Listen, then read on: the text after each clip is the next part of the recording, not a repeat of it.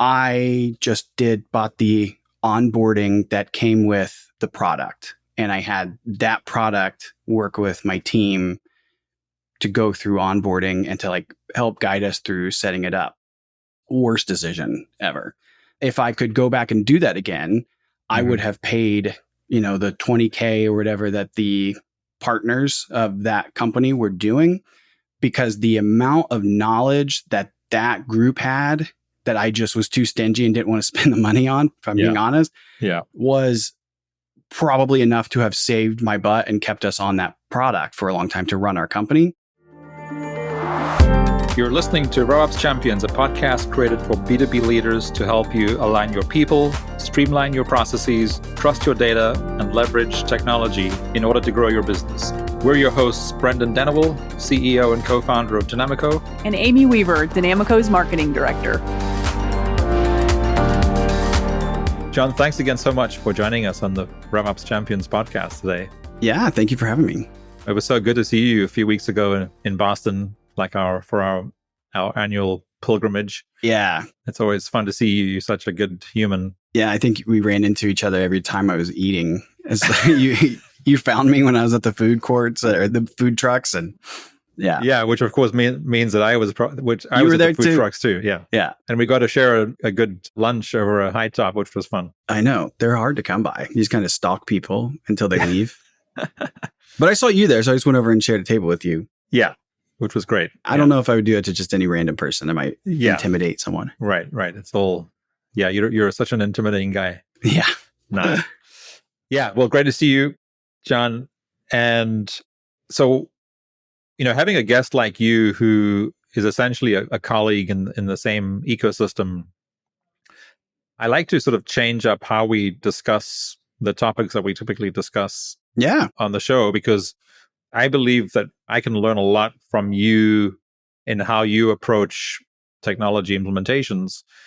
And hopefully the folks listening will learn something from that conversation too. And so if I have a client or someone who's not a HubSpot partner, in other words, they're running a business that in most cases, uses a CRM, more specifically the HubSpot CRM, it's a little different because they're the ones trying to figure out what we're trying to help them figure out too, right? Yeah, exactly. So if you think back to some of the biggest implementations you've done, so the ultimate measure of a successful implementation of a CRM or an ERP or any kind of technology that has a big impact on the business and therefore the people working in that business, the ultimate measure is the adoption of that team of that technology, right? Yeah. So if you think back to some of the biggest implementations that you've done, what are the most sort of common themes that you see in those teams? And again, if it's a bigger implementation, it's going to be a bigger team. Yeah. What are the themes that lead to the most successful adoption of new technology? Yeah, that's a great question. All right. So the way I always look at this, whenever we're going to do an implementation, especially if it's more than just like sometimes we have one or two people from the company that we're working with, and usually those go quite swimmingly. And then sometimes we have, one or two champions in the company, and then we've got a team of 50 people that we've got to onboard and train. My take on this is I always want to find there's always a roadblock. Someone's always going to hate what you're doing because somebody has to. So there's always at least like that one person who is just not going to accept anything because they just don't want to. And we all know who those people are. We've all worked with them. They're probably in our families. They're in everything we do. There's that kind of a person. And it's just part of life. And so that has always been one of the ways to address something challenging when you're doing an adoption of a new CRM or anything. I always like to find who that person is. And I try and isolate them one-on-one and talk specifically as early in the process as I can about platform agnostic. Like, just talk to me about what would be just awesome for you. Tell me, like, how can I make something, regardless of what it is, regardless of what tools, that is really a solid solution? What would you love to see if you could make a magic wand happen? And then you usually get them on your side at that point. And that has been one of the best ways. We've seen it time and time again where We're doing an implementation, or we're having a whole team kind of sitting around a kickoff, and I don't even know why we bought this in the first place. And now you're on the defensive and you have to explain it, and you're trying to do a workshop to strategize. So that adoption piece, the more one-to-one you can be with as many people, that's the best. Great example of this. We're doing this right now. We're building a really cool vendor portal for a company, and it's tied specifically to deal stages. So I, as a vendor of this company's product, I can log in, I can see all the orders I'm making, I can see the status of those orders and see what's happening. They're a large manufacturing company. But on the back end, as I'm moving things in the deal stages and updating contact or deal properties, it's updating on the front end for them. The kicker is everyone's happy, customers happy with it, the users of HubSpot are happy with it, but there's a logistics person who is not in HubSpot, or she is now, but she didn't really like HubSpot. And so we realized really quickly that she's been in this position for 25 years and she's done things her way in this position, the one person in the company for 25 years. So you don't go to her and tell her how she's going to do her job, because you're barking up the wrong tree. Yeah. So, but bringing her into the mix and saying, hey, what do you really not like about how this is affecting your job? Like, what do you really not like about where are the roadblocks for you? And then what would you like to see in a perfect scenario? And we design around that. Now she's on my team. Yeah. Yeah. And again, to your point, of course, that's such a critical piece of having adoption happen across the organization, because as long as you have that one blocker, that one person who is the blocker, that can really jeopardize the long-term adoption of whatever technology it is. Yeah. Cool. And I'm guessing, so this becomes more complex, right, as you work with larger and larger organizations. But at the same time, headcount is often celebrated by growing companies. But of course, we also know that headcount also is what adds challenges. And the theme of this show is, why do some companies or businesses or teams scale better or more effectively than others, right? So if a company has all this, that they have access to the same resources, they have a similar headcount, they have access, whether they use it or not, they have access to the same technology because the technology is available in the public market. What is it that, again, larger organizations can do or do successfully so that they can successfully improve their processes and technology as the headcount grows? Or what happens if they don't? Yeah, the headcount thing is always a conundrum to me, because it's, even in my own business, at some point, a new headcount, adding that extra person now means we have this entirely new set of problems to have to solve for in these, whatever tools you're using, your process internally. If I added, a few more people to my team, I now have to create an entirely new set of management people to just make sure that we have divisions and teams. So it's not taken lightly that, you have to really make sure that whatever you're implementing, tools, process, strategy, culture, that it is built to scale, whether it's scaled with a new person being added and can replicate, scale within adding another level above that to understand now, what does it look like? What do I need to see amongst all these people? But then also, what happens if that person gets hit by a bus and is no longer here, and all the knowledge, all the information lives in that person's seat and it's no longer there? That's a really challenging part of this. And so I'm kind of just rambling at this point, Brendon. Can you revisit the question? Where we go from here? Yeah, no, but well, actually, what I like what you really said. The question was specifically around, technology and processes and data. Yeah. But you actually started talking about, it's the same process, whether you're talking about technology, data, or process, as it is about strategy and culture. That's a really interesting thought that I wasn't expecting you to go to. But so talk me through that. So if you're a growing company with, they're adding people. So what you were saying is that whether you're trying to evolve your processes, or you're trying to improve your KPIs or data, or you're trying to incorporate new technology, or you're actually just trying to make sure that your strategy and culture are keeping up with where the organization is going.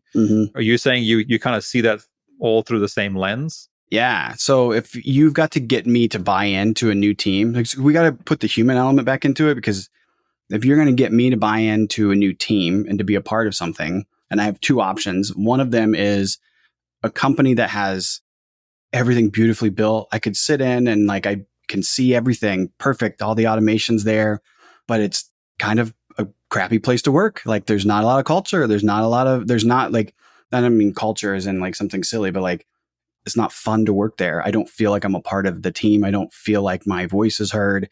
I'm not really as interested in going there. I'd much rather go to the second company, which might be, they probably don't have everything all worked out yet, but it's a really great place to be. And we're all kind of growing in that same direction. That is going to be a lot more appealing to me. Yeah. So true. Ideally, you don't have one without the other. You want the really great systems and process, and you want a place that the strategy's there, that you feel heard, you feel like you're a part of a team. And so what I would think through that is, we always talk about like getting everybody to row in the same direction. And that is probably the biggest priority for me, is that I want us all as a team, like my team is not going to hit any goals and accomplish what I hope that we do if we aren't all rowing in that same direction, me included. Yeah. The tools, the systems, the automations are just there to like basically lift that up and accentuate that and make it easier. Yeah. It's not the other way around. Right. Yeah, it's funny. So essentially what you're talking about is alignment, right? And no one's going to hold me to this, but it's one of the things that comes up most frequently on the show is really comes down to whatever people are calling it. It comes down to alignment, to the point where I've wondered, do we change the name of this show to the Alignment Champions versus the RevOps Champions? That's a good point. Because ultimately, if you think about RevOps, that's what RevOps is. It's all about alignment. It's about aligning marketing, sales, and service, and about aligning people, process, data, and technology. It is about alignment. And of course, alignment just, I guess, is more easily understood. But of course, we're speaking specifically about, go-to-market teams or revenue teams, which is why RevOps as a term exists. Absolutely. So I think everybody, and it sounds like you are in full agreement based on what you've already shared, the people, culture, strategy, vision, that is just like table stakes, right? I mean, if that's not happening, then we would probably prefer companies not reach out to us and say, John, Brendon, can you help us implement the HubSpot CRM or whatever technology it is that they need?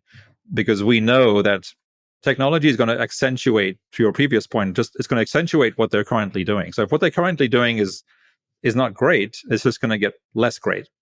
Yeah. And if they're doing something really amazing, it's going to become more amazing because that's what technology does, right? Yeah, absolutely. Yeah. So the question really is so we've realized over the last 5 or 6 years that ultimately, data and technology can either be an asset or a liability.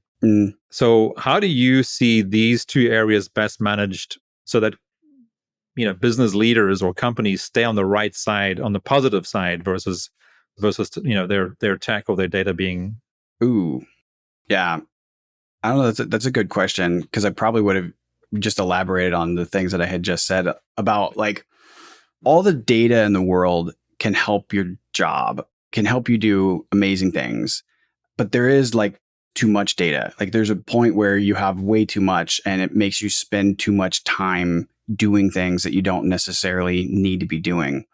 That's one of the beautiful things about AI, and it's a disaster about AI because it can completely overrun what you're trying to do to the point of where it's no longer functional. So perfect example. A few nights ago, I love like data analysis. It's such a nerdy thing. I pulled all of my customer list of the last 14 years from my company because they're all in my portal, my CRM. I exported them and I anonymized it. So I don't have any names. I don't have any, personal information. And then I imported that into ChatGPT, and I started running really crazy analyses. And the first like 20 minutes, I was geeking out. It was so cool. I saved all kinds of stuff into a drive. I'm like, I cannot wait to show our team when we start to analyze as our quarterly meeting was coming up, who we want to work with. What are the top 20 clients that we want to really focus on and just replicate those? Yeah. And lo and behold, like as time went on, it's like 1 a.m. and I'm still doing this, and I'm enjoying myself doing it. But probably the first 20 to 30 minutes of me doing that was all I needed to do. Granted, I was, just goofing off and having a good time. Yeah. But it definitely is a really good example of that too much data. If I would have done that during the day and then I would have left my office at that point in time, I would have been really mad at myself that I spent my afternoon analyzing this much data for nothing. I could chalk it up to a learning experience of like, okay, I probably learned a lot of like prompts and not. So, I could probably find the value in it. But there's a point when data, tools, all these different things can give us way too much that is no longer useful. And so versus it being really helpful. And so finding that balance is hard. Sure. And I do think on the tool side, it can also be a very similar situation to where, this tool solves this problem, this tool solves this problem. Okay, we could consolidate and put it all, like we can integrate all of these into HubSpot. Now we have all this information in HubSpot, but at the end of the day, if no one knows what to do with it and no one looks at it and the person who did all of that left the company, why did we just spend all this time, all this money? Why did we do that? Because it's no longer useful to anyone. Right. Well, I would say just on your being up until 1 a.m. geeking out with ChatGPT, which I can see myself doing as well, actually. To me, the learning there for folks like you and I is realizing that, in fact, this is not going to take 6 or 7 hours like it did before. You can do this exercise in 20 or 30 minutes and then realize that you're actually done. I mean, to me, that's the learning. Yeah. So I tend to use Claude a little more than ChatGPT, but I know the latest 4.0 version of ChatGPT is pretty amazing. So I'll probably start using that more again. Have you played much with Copilot yet in HubSpot? It's way better than what ChatSpot used to be. I've only spent a little bit of time on it, but it's really great for just quick reports, asking questions of what's in your portal. I've been really impressed with it. Yeah. In our team meeting this morning, we were talking about, and there were a few people who shared like use cases that they were using it for this week. And it was, wow, that's cool. That's really cool. Actually, I'm glad you said that because company show and tell is really fun to do. And we've done stuff in the past. I'm going to bring that back to our company meeting next week because we've done stuff in the past where we're like, think of like the weirdest thing you've ever done in HubSpot for a client. And then like, let's talk about it and whoever wins gets like something fun.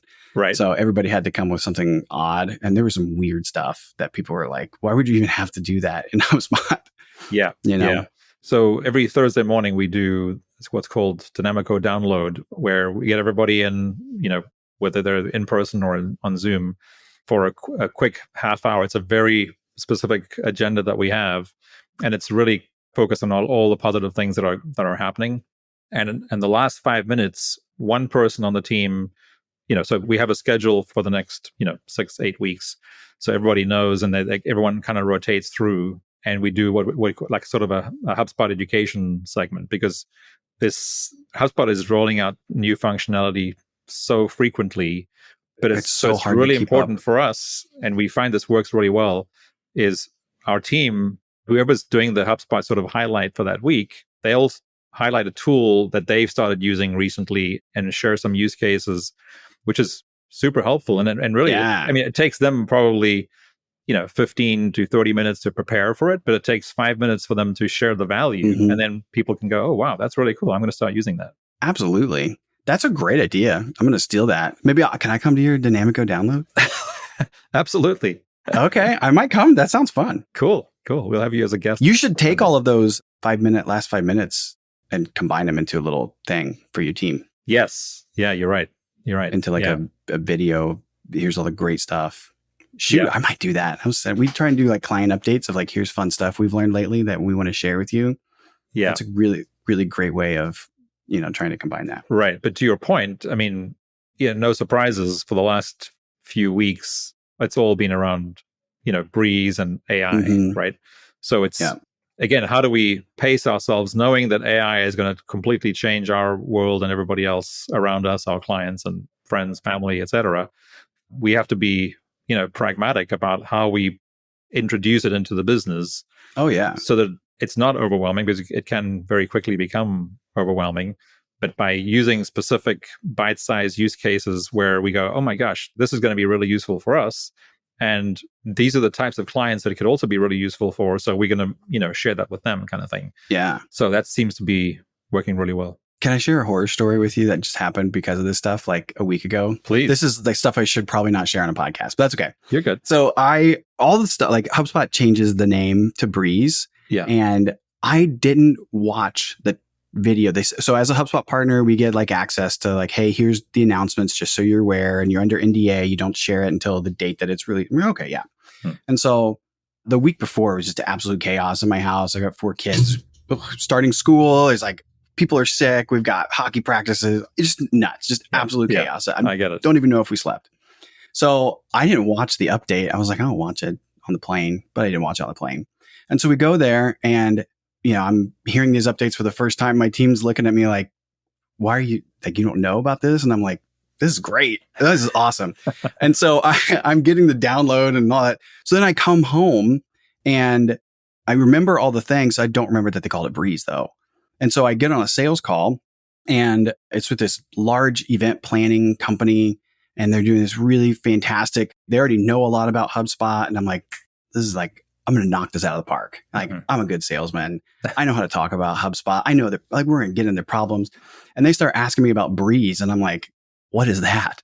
And they were like, John. I'm like, what is Breeze? And they're like, well, it's the HubSpot AI. Intelligence, AI stuff. And I'm like, yeah, it is. Yeah. Well, I know all about it, of course. So I didn't win that deal. We'll say that. Yeah. Yeah. And it takes some getting used to, of course. But I mean, HubSpot did an incredible job of introducing essentially their new suite of AI tools as Breeze. Because, I mean, you can see it. It's cross-functional completely, but you can also see how, I mean, there's already 3 different there's Breeze Copilot, there's Breeze Intelligence, and Breeze Agents, but that's just the beginning. Absolutely.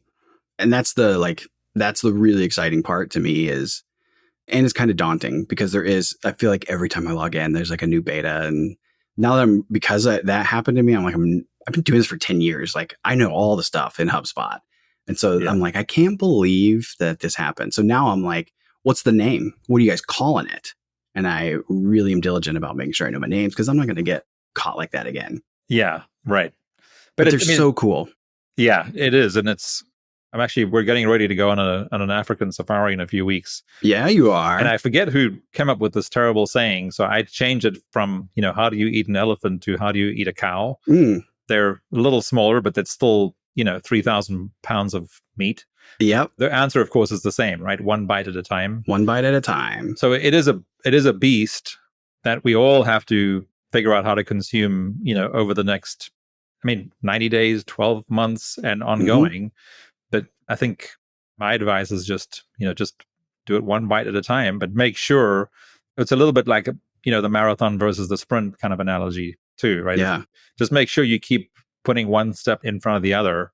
Whatever you do, don't do nothing, but just figure out what is the next step you need to make or take. And then eventually you'll get there and things will speed up and you'll start to see patterns and trends and use cases.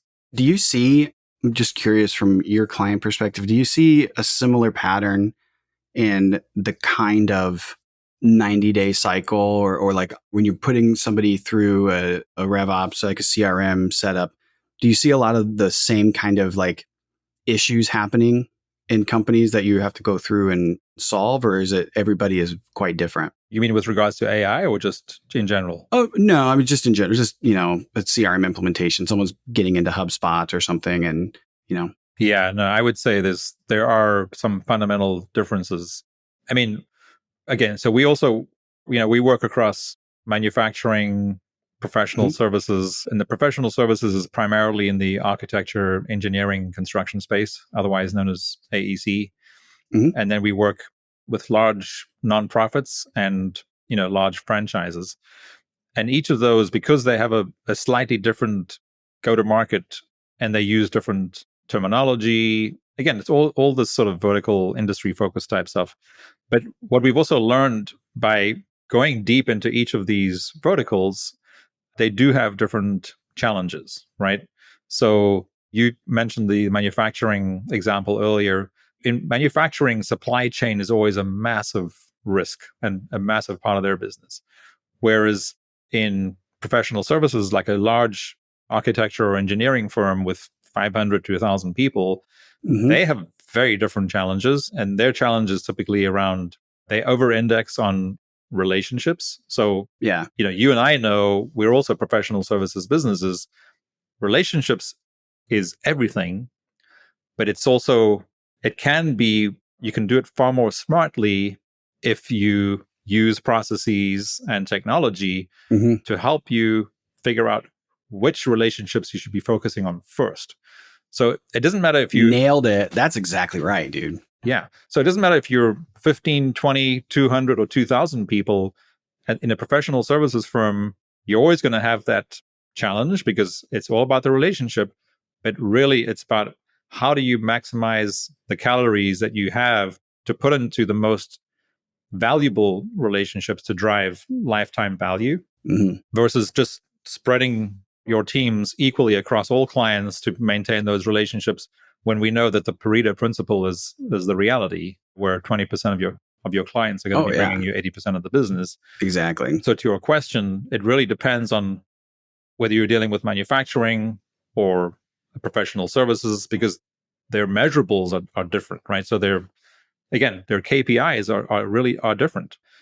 Ultimately, it's about revenue and profitability, but then how they measure on a daily, weekly, quarterly basis is very different. Mhm. And we see that when we're consulting to them on revisiting their processes, making sure that they're measuring the correct data so that we can implement the CRM in the way that actually works for them. It is quite different at the end of the day, but of course the process is similar. Gosh, Brendon, I want to be like you when I grow up. Yeah, right. That is Yeah. awesome. Likewise, I always learn so much from you because you're such a smart That's why guy. Brendon, that's why we're buddies. Yeah, exactly. Yeah. What else you got? What other So, good questions? Let's get weird. Get a deep one. yeah. So, I mean, I know like for you and I, we're different to everybody else because like everything we've ever done in business has been like smooth sailing and everything just goes up and to the right. Yep. Yeah. Continue. Right. Yeah. But one of the common things I think when you speak to any business owner or business leader who's been around for a while, one of the things that seems to come up is that the biggest times of growth that we've had as individuals as well as in our businesses have been when we've been through the hardest situations in a business type situation. Mm-hmm. Do you have any examples of like some really hard ones that you've been through that you would absolutely do again because it was absolutely worth it in the end? Yeah. Well, all the big challenges that we've gone through in the company, as a just looking at from an operations perspective to an owner perspective to just a friend of so many people that I've hired who are not here anymore from like whatever reason, a fault of my lack of leadership, a fault of the way that we ran the company. There's a lot of learning processes. And so through all of the like really challenging, difficult moments of my career, all of them have been 100% worth it. There are always situations that have not the best outcomes, but the amount of things that I have learned from those that course corrected us as a company, big or small, have been like sometimes life changing. Mm-hmm. And I think life changing in a good way. In a good way. Yeah. Yeah. And maybe not always, like sometimes not in the best of ways. Like one of the rules I have is like, don't ever hire your best friend. I'm never doing that again. Not that I hired a best friend, but like I've had really close people that I've become close with. And the way that I used to like lead my company 15 years ago compared to the way that I do it now is vastly different. Yeah. And just the learning curve of that has been huge. Mm-hmm. And my answer here is probably a little bit more on like a personality level as opposed to like a technology level. But we could talk about the technology side too. I'd have to dig and think of like a specific example. Well, I mean, yeah, on the technology side, I mean, whether it's something that you've, an implementation that you've done internally or an implementation that you've done, for a client, the example that I've often given was, so prior to us jumping onto HubSpot in 2014, so in 2013, we bought Salesforce. Oh, Brendon. Which again, in hindsight, is like, how stupid could we have been to have made that You made the decision? decision that you had with the right information that was in front of you at the time. Right. And we were dealing with really smart, really good salespeople who knew how to sell us something that they knew we absolutely could do nothing with, unless we paid another $25,000 to do the implementation piece, which they had not told us about before when they sold us the software. But anyway, so that was a really bad experience. But again, we learned from it. And a year later, when HubSpot came along, we were like, oh my gosh, this is a whole different experience. And it's so much better. But we wouldn't have been able to make that comparison had we not been through the bad experience the year before. Yeah. Yeah, that's a great example. So what examples do you have of implementations?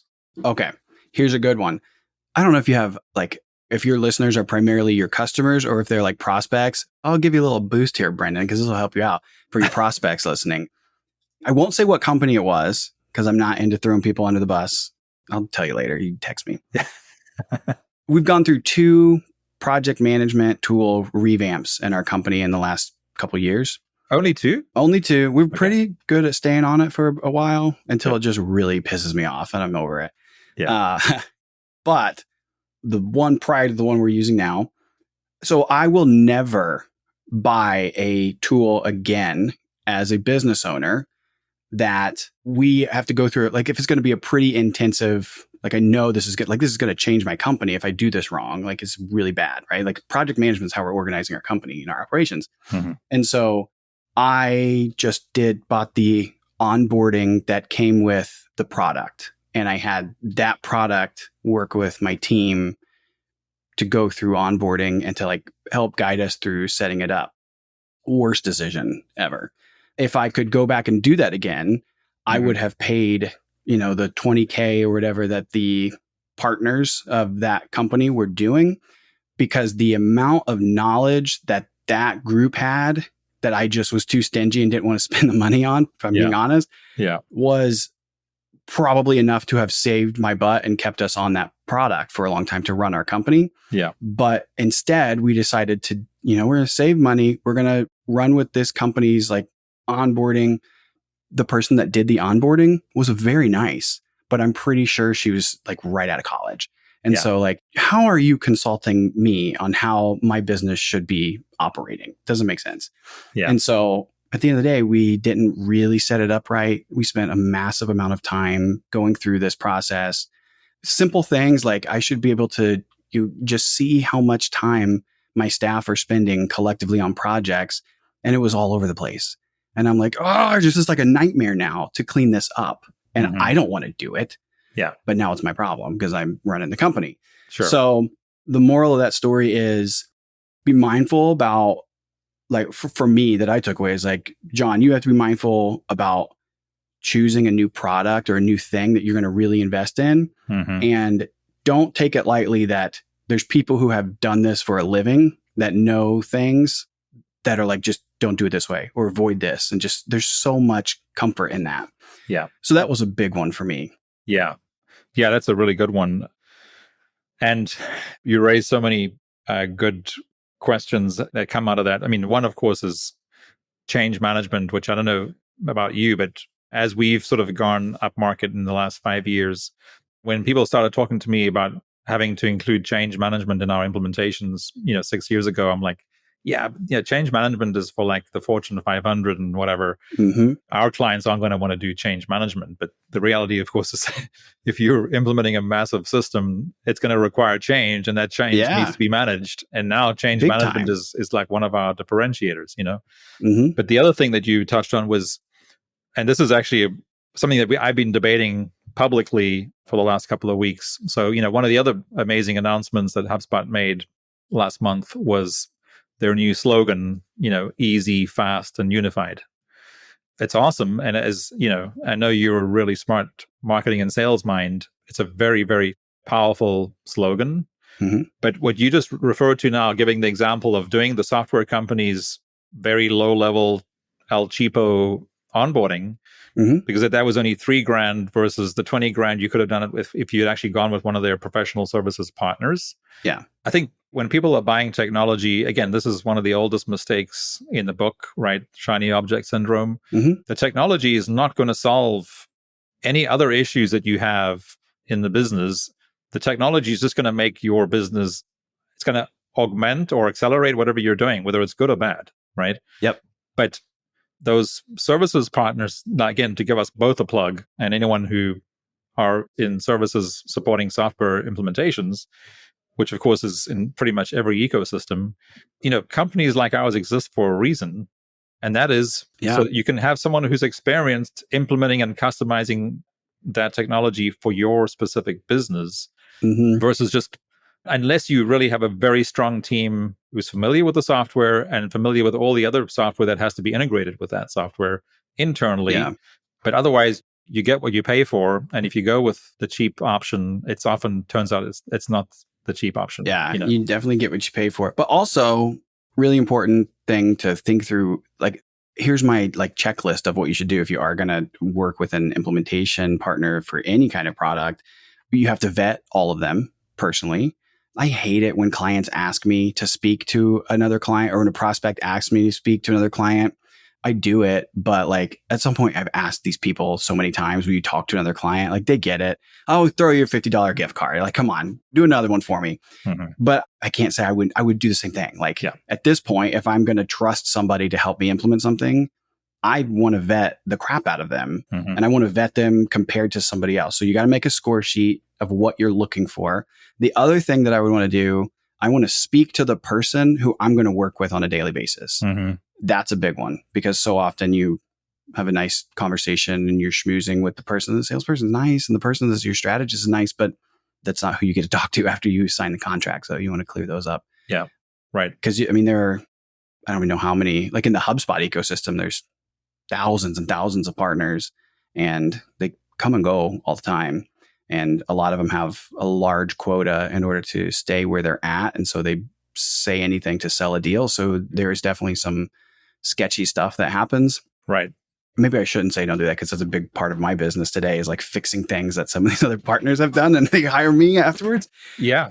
Which is fine. It's cool with me. But yeah, in fact, I end up talking about that more than I'd like to on the show too, is, it sounds like your team and our team are sort of on that list of fixers Clean that up. gets called in when, whether it was a failed implementation by another partner or someone tried to do a self-implementation and they should not have done that. So I end up thinking and saying aloud, often just to myself a lot, just do it right the first time. But of course, we all know that if we were all doing that, then we wouldn't be human, right? Yep. I had somebody a couple of years ago. Actually, we hit it off great. I talked to several people in their company. It was great process. We did a lot of strategy together and just kind of pre-sale. And they were like, hey, I got to be honest, the other agency we were speaking with was a lot cheaper. And it's not just me making the decision. We've got to go in another direction, but thank you. And so in the moment, I was really pissed. But then I was like, oh, I totally understand. It happens, whatever. That was probably 2 years ago. They're now a client of ours because didn't work. Things that they were promised weren't correct. And so I got on a call with them when they reached out like, hey, can we catch up? And I'm like, yeah, we can catch up. Sure. And so I got on the Zoom meeting and they wouldn't look me in the eye and they were like, don't say it. I know. We should have gone with you. Right. Let's move past it. And I was like, hey, look, forgiveness is free here. Let's go. Let's talk about it. Yeah. So we're actually in the middle of one of those right now where there are two other partners who are in the mix. We don't know who they are. So hopefully you don't offer free assessments, but if you do, maybe you're one of them. Whatever Brendon's offering, 10%, come to me. I got you. Just here's my email. And we're, obviously working together with a HubSpot rep, but the prospect is saying, oh, we'd love to work with Dynamico on this, but the other two partners have offered to do the first piece, which is an assessment of their current tech stack. They've offered to do that for free. And we're like, okay, well, there's a reason. We're not able to do that for free. Yeah. We have really good, smart people that we need to pay. So this is what it'll cost if you do it with us. And however, if you do it with us, we'll work the cost of that back into whatever we do post, if there is Sure. anything done after the assessment. And whether they come and work with us or not doesn't really matter, because we're just doing what we know we have to do in order to provide the best value, even though they're not currently seeing the value proposition, because they're seeing free versus paid. Right. And so hopefully they don't make the same mistake you did when you bought that What are you trying to say, software. Brendon? What are you calling me out for? Come on. My stories are my stories. You don't get to have them your stories now. We've all made the same mistakes, right? Nightmare. I thought I was past it and you brought it back up. John, so to close things out here, so we're deep into Q4 now. What advice would you have for the folks listening with anything regarding technology, data, which today also just equals AI, but let's just keep it simple. Data, technology, implementations. What advice would you leave folks with? Ooh, great question. So number one, anything you're planning on doing in Q1 should already be in discussion right now. Should already be like planning. So execution of January is like October's, you're in workshops and strategizing for it right now. Too often I see people like, oh, we're going to do like a whole new website in January. So that's when they go and start talking to an agency. And I'm like, look, baby, we should be having this conversation in August. What are we doing now? Right. And so definitely don't sleep on the planning, because it's the worst if you do. And then now you're automatically starting the year off behind. And that's not what you want. Yeah. That's a big one.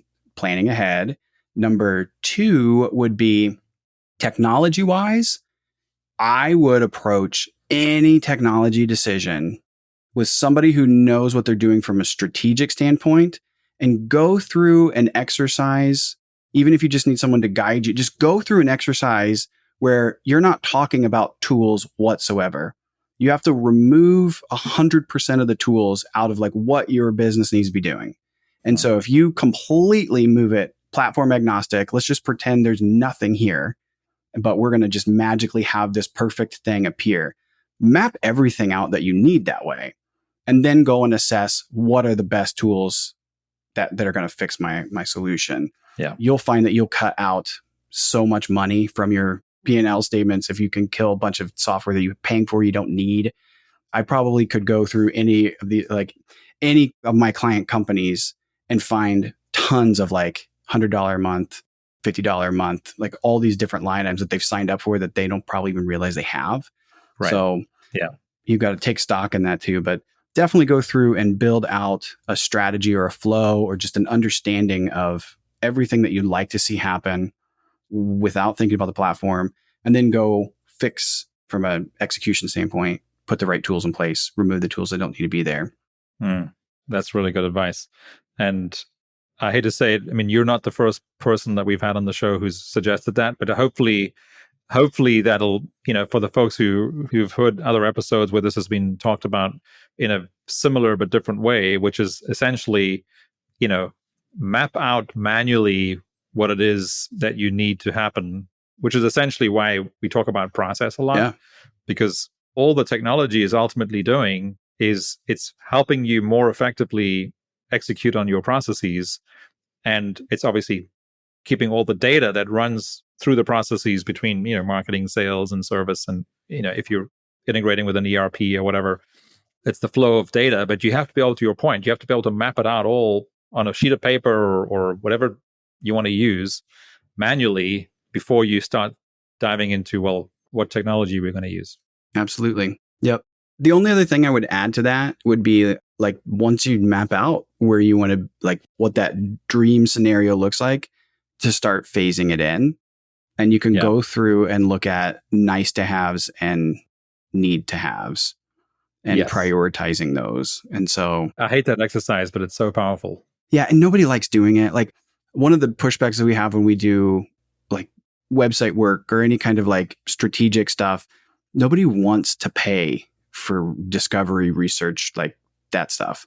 And I used to be a lot more lenient and be like, okay, you understand your positioning of your product. Okay. But then, when we start to actually execute on things and stuff doesn't work, I'm like, and then they get mad at me about it. I'm like, guys, why don't we do the exercise I recommended from the start and you didn't want to pay for it? Yeah. So don't discount the things that feel not good that was why I didn't hire the other companies. I just bought the cheap onboarding. And the story I was telling earlier was like, I can figure all that. I have no tools. I can figure tools out. Yeah. If you had endless amount of time. Yeah. Yeah, exactly. Which of course is something we didn't even talk about, but is something that we all are challenged with, right? Mm-hmm. Just because you can do something doesn't mean you're going to. And if you don't, then what happens, kind of thing, Mm-hmm. Oh, Brendon, I know we're done, but I thought of another thing that we should chat through really quick. If you have time, unless you want to kill Absolutely. it. We can kill it. Let's do it. No, okay. We're good. So the other thing that would probably be really important to think about when you're looking at tools is evaluating from an ROI perspective. But that's an easy thing to say. It's like, oh yeah, are we making money? I always use the analogy of like, when I have a really large client that I'm working with, at some point, their CFO or somebody from their accounting team is looking through their items, like their itemized list of expenses, and they want to know, why do I need to keep this massive expense or this larger expense? And even small ones, they're going to want to know, okay, it says right here, John Aikin's company. Yeah. What do we get for that? And we just did a $80,000 implementation and a coaching and, strategizing, and they're doing fractional admin stuff with us on HubSpot. So what did we make 80,000 back? And so if you can't prove that from a company perspective, I can't prove that to my clients, then I'm not doing my job, because I'm selling them stuff I shouldn't sell them. So that's a big like guiding light for me. But when I'm evaluating tools, that's the same way. Like, I'm not going to buy another tech tool, product, whatever, for my company just because I think it sounds neat or it's going to be flashy. I want to be able to know, okay, this is a $7,000 a year expense. If I'm going to commit to this, I need to have a way to track, did that make sense, on the numbers for me to do that investment? Sometimes it's harder than others. And if you can't find a way to track the ROI, then you probably shouldn't buy it. So, like build that into your systems. Yeah. It's interesting you mentioned that, because we're finding as more and more companies become data driven, because there are very, very few examples of why companies should no longer be data driven in 2024, is that the CFO is showing up more and more in the groups that we're essentially selling to and working with. The CFO is in the meeting, increasingly, which we love, because again, you can see that they're being very intentional about the ROI that's going to come from investing in a CRM or whatever the platform is that they're implementing. Ultimately, that's their job. And of course, the best CFOs are the ones that are really strategic. Yeah. They're not just looking at the expenses of the past. They're looking to see, well, if we invest $100,000 into this system this year, that's going to really help my CMO and my VP of sales and my customer success leader. I can actually see first of all, the savings in people hours, which is already going to pay for it. And then any other benefit that we get from it, that's cream on top. That seems like a really good investment. So let's do it. Yeah, absolutely. And that's the thing. Like, it will show you a gap. If you can't prove the ROI just from simple, it's easy when you're talking about like things that are tied to revenue. I either made more money because of this, or I lost money because of it, or I stayed the same. But when you look at things that are not necessarily tied to bringing in revenue, it's more about efficiency and saving money, or capitalizing on hours that are not spent here and they're now spent over there. It becomes a little bit more of a challenge. That's why I left the last project management system, because I was like, okay, I spent all this money on this project management tool and I see we're using it, but I'm lost in it, and that's not good. And then I want to track, are we being efficient with it? And it's not easy to report. I don't even know if we're spending time in the right places. So that right there was telling me, analysts there's a problem. Yeah. And I agree with the CFO thing. Like, they're either going to be, for me as an agency, they're either like my best friend, because they'll make an argument for me why we should stay around, and I don't even have to like battle that, or they're your worst enemy if you're not good at what you do, and they'll put you, no relationship's going to save that. You're not doing your job. I'm not paying for it anymore, which I think is the way it should be. Absolutely. And so we have one client. Yeah, no, I'm loving the fact that essentially the entire C-suite is now involved in the the implementations that we're doing, and then of course the ongoing optimization of the systems that we've implemented.